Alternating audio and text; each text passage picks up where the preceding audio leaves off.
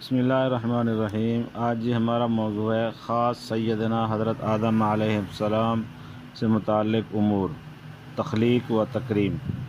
سوال: حضرت آدم علیہ السلام کا پتلا یعنی جسم کا ڈھانچہ کہاں کس جگہ بنایا گیا اور وہاں کتنے عرصے تک پڑا رہا؟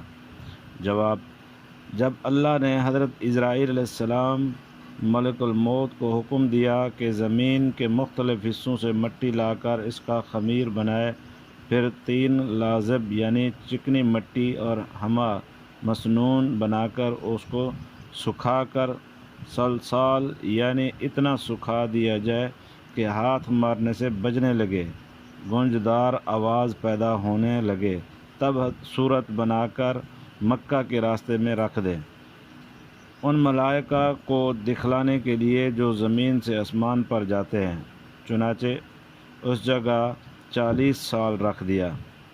حضرت ابن عباس رضی اللہ عنہ سے منقول ہے کہ حضرت آدم علیہ السلام کا جسد اطہر تین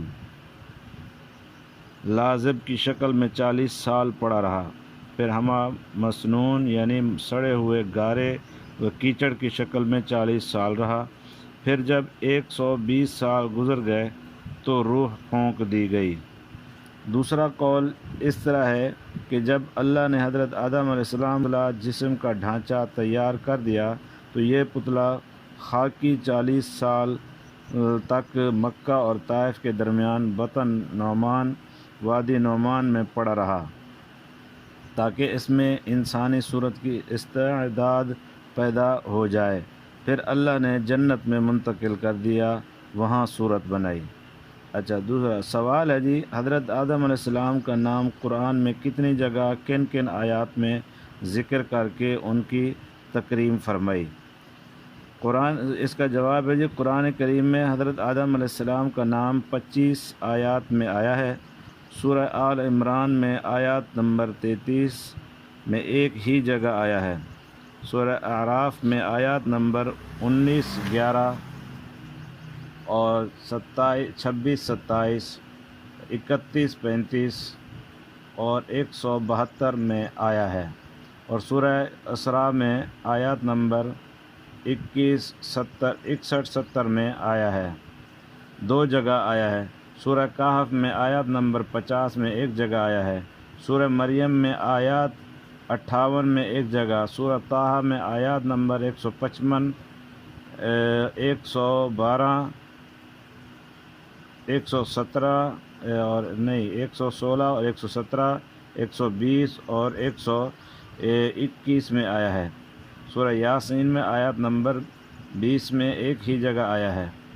سوال: جب خداوند کریم نے پیدائش آدم کا مسئلہ سامنے رکھا تو انہوں نے وجہ کیا بتائی؟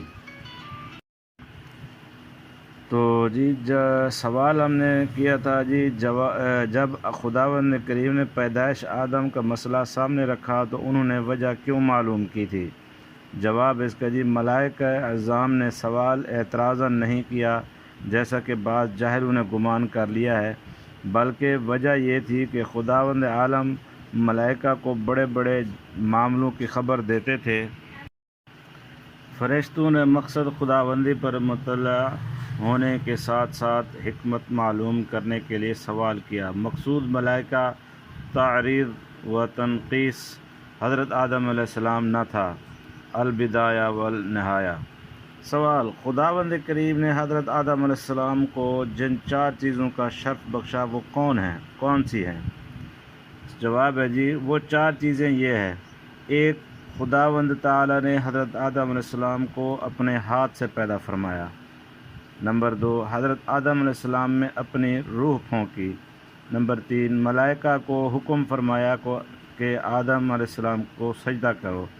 نمبر 4، حضرت آدم علیہ السلام کو جملہ اشیاء کے ناموں کو تفصیل سے مطالعہ فرمایا۔